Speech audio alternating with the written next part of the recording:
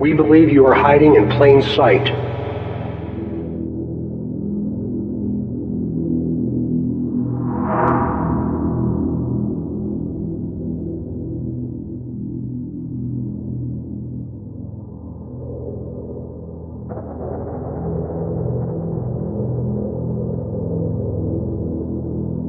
We likely have interviewed you. We know that this is about power to you.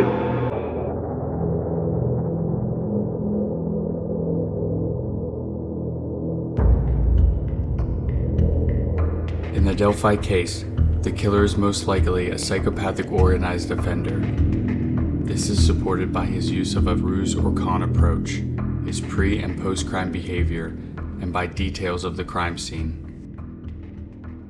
In a ruse or con, the offender uses deception to gain control over his victim. He may impersonate someone in a position of authority, such as a police officer or security guard.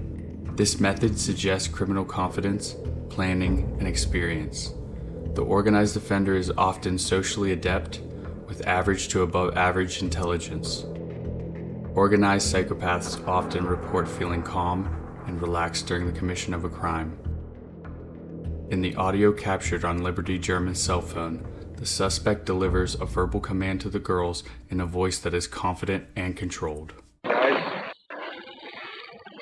Downhill. Guys.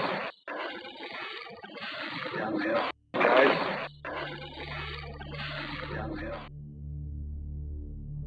An organized offender is one who plans his murders, targets his victims, and displays control at the crime scene. He pre-selects a location that is comfortable and familiar to him. Like a spider builds a web, the killer will stake out the location and wait for an unsuspecting victim. To reduce his risk of capture, an organized killer often selects total strangers as his victims. He brings items with him to be used during the crime and takes them with him when he goes, leaving little to no evidence behind. With organized offenders, there can be more than one crime scene involved: the place of initial contact, movement to a secondary location where the violence occurs, and sometimes a third location where the bodies are left. The offender is often mobile through use of a vehicle. We're seeking the public's help to identify the driver of a vehicle that was parked at the old CPS DCS welfare building in the city of Delphi that was abandoned on the east side. Former FBI profiler Dr. Mary Ellen O'Toole is recognized as the FBI's leading expert in the area of psychopathy and has helped capture, interview, and understand some of the world's most infamous killers. On the HLN special Down the Hill, Dr. O'Toole had this to say about the offender. This person, based on the way that he walked and the way that he sounded, he seems pretty relaxed. He doesn't seem angry or in a rush, and I think that goes to his personality. When an offender commits a crime outdoors, they can't control everything. They can't control who might have seen them, who ran back into the woods. They can't control who saw their car. So it's very high risk for offenders to kill someone outside. That tells me this is an offender who's very tolerant of high risk. When you look at a crime like this, where there's predatory behavior involved, meaning hunting behavior, hunting for victims, that suggests to me that one of the motives, and maybe the primary motive, was sexual in nature. Sexually sadistic offenders are offenders who pick the location where the crime will occur and then pick victims of opportunity, so they aren't known to the victims. The offender may have chosen the bridge because in essence it is a trap. Once you cross the bridge, you must come back across it unless you flee through the woods. When you have someone who is psychopathic, if that's the case, they can do anything they want to their victims, and they themselves feel absolutely no remorse or guilt for what they do. When somebody is able to fly under the radar for an extended period of time, it is generally because they appear to be so normal and non-threatening. The person just does not stand out as somebody that is threatening or scary or creepy.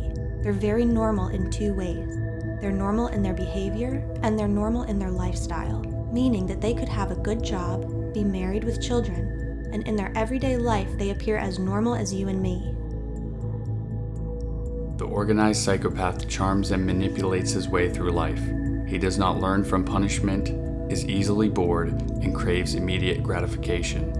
He can commit extreme violence and then immediately participate in regular activities without showing the slightest hint of anxiety or emotional distress.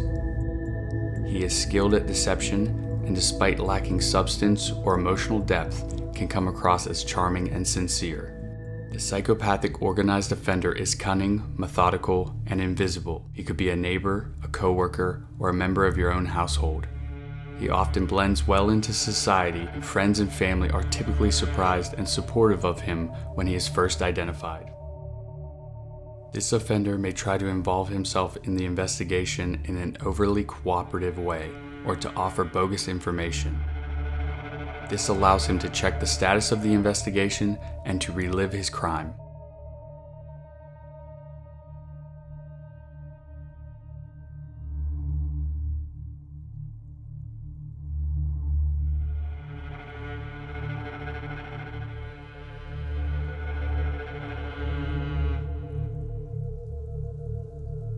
Just had a citizen stop by our area, advised that the girls have been found in the water.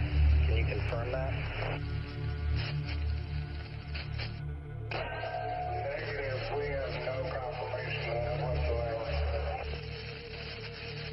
He advised it was a John Weaver that told him that information. We have no confirmation of that whatsoever.